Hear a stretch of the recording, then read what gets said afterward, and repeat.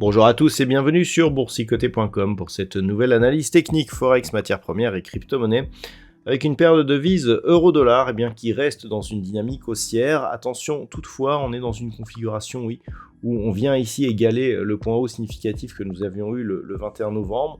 On est très proche ici sur le plus haut de cette séance. Désormais, si on ne casse pas cette zone et que l'on revient casser ici le point bas significatif que nous avons sur cette bougie qui se situe à 1.0852, on pourra avoir une configuration en double top qui pourrait nous ramener ici sur cette zone des 1.07. Donc il va falloir être vigilant. Tant que l'on est au-dessus ici de la moyenne mobile 20 exponentielle et du support oblique, et donc de cette zone des 1,0925, la dynamique reste haussière et potentiellement forte. Prochain objectif 1,1060 avant d'atteindre ici le prochain objectif majeur des 1,1250 qui était donc la zone de point haut que nous avions eu dans le courant du mois de juillet de cette année. Donc pour l'instant nous n'y sommes pas. On va surveiller ce qui se passe ici autour de la zone des 1,0925, mais pour l'instant ça reste haussier sur cette paire de devises euro-dollar. Concernant la paire de devises livre sterling contre dollar américain, on a atteint donc l'objectif des 1.2610, cette zone qui avait été support ici avant d'être franchie. L'enjeu sera maintenant d'observer ce qui va se passer autour de cette zone pour voir si cette zone va rester résistance, auquel cas, malgré le fait que l'on ait cassé ici cette résistance oblique, on sera toujours dans une dynamique potentiellement baissière. Ce que l'on peut voir actuellement, c'est que l'on est en train justement de tester cette zone. Pour l'instant, l'amplitude n'est pas suffisante pour dire que la cassure est effective. Au niveau des indicateurs, on a des divergences quand même qui pourraient nous indiquer qu'on pourrait redescendre sous celle-ci. Donc par rapport à cela, d'un point de vue court terme, on reste ici dans une dynamique haussière, on est très proche de la bande de Bollinger supérieure, mais tout retournement ici pourrait nous faire revenir sur un niveau proche ici des 1.2320. Donc pour l'instant ça reste haussier, mais attention aux signaux qui nous indiquent un possible affaiblissement, voire un retournement de cette dynamique.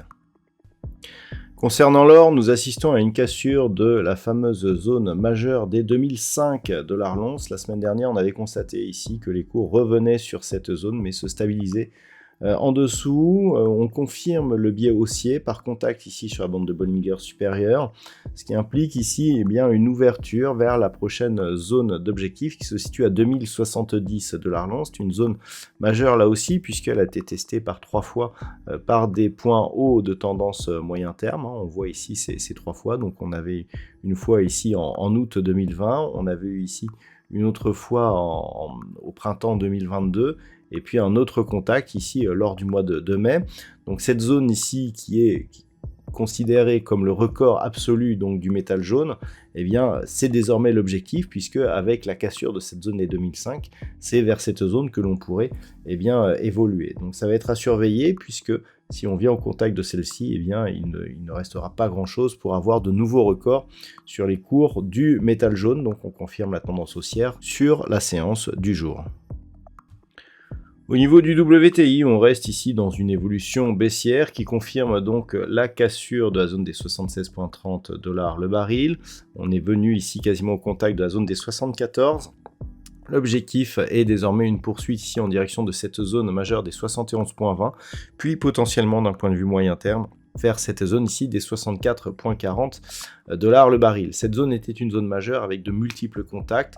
On n'a pas grand chose entre 71,20 et cette zone. Attention donc à une éventuelle cassure de celle-ci, puisque pour l'instant il n'y a aucun signal d'un éventuel retournement. On avait un début de divergence haussière sur les histogrammes du MACD, mais qui n'a pas été confirmé par le RSI.